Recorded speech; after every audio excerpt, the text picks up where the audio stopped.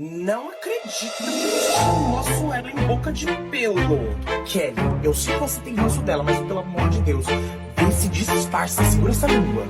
Ó, tá bom, não vou falar nada não, fica tranquilo. Oi, amores! Oi, tudo bem? Oi.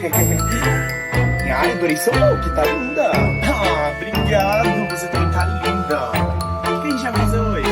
Então, a gente vai beber alguma coisinha, né? Vou ali tomar uma água. Ai, como se divertir muito!